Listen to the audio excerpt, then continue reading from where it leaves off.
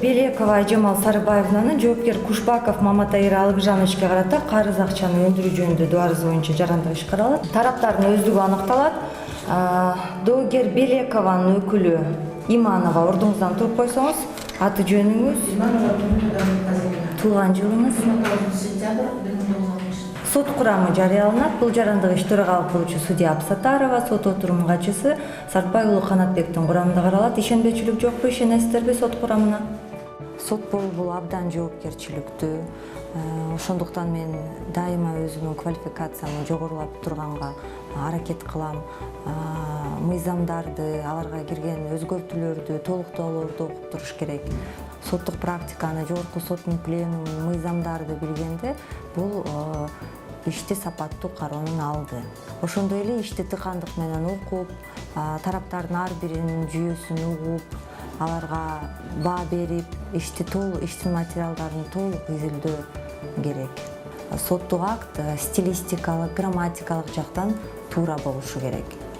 Ошондой эле мыйзамдуу жана негиздүү болгондугунан тышкары соттук акт түшүнүктүү болуш керек. Анткени иштер, жарандык иштер боюнча юридикалык билими жок тараптар келиши мүмкүн. Кээ бир тараптардын адвокаттары, өкүлдөрү жок болушу мүмкүн.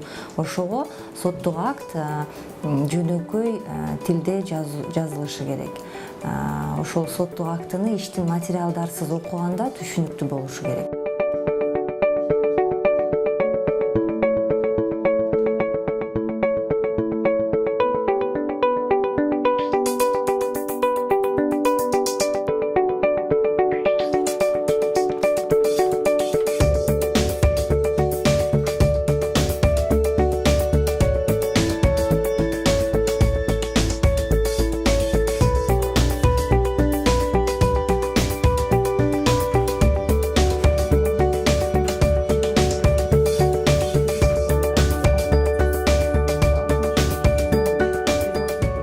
Соттук актылар Аксот KG платформасында жайгаштырылат. Мен да өзүмдүн соттук актыларымды ошол электрондук платформада жайгаштырып турам. Жөнөкөй жарандар ошол сайтка кирип, менин соттук актыларым менен таанышса болот.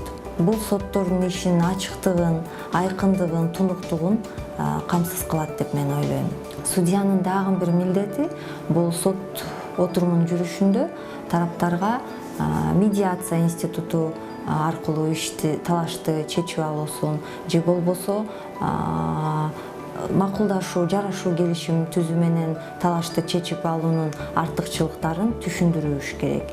Анткени тараптар өз ара макулдашууга келип талашын чечип алса, сотто каралган иштердин да саны азаят. Соттук актыны жарыялоо убагында мен түшүндүрөм.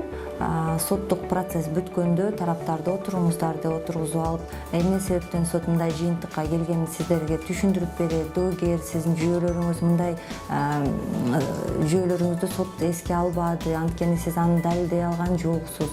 Жоопкер, мисалы, сизден иштин жыйынтыгы боюнча мамлекеттик ставкаларга ылайык сиз утулуп калгандыгыңызга байланыштуу доогердин пайдасына мамлекеттик алым өндүрүлөт. Ошонун баарын биз түшүндүрүп коюш керекбиз. Соттон кеткенде тараптарда түшүнбөстүктөр болушу мүмкүн эмес, болбош керек. Ишти ушундай алып барууда гана даттануулардын санын азайтуу мүмкүн деп эсептейм.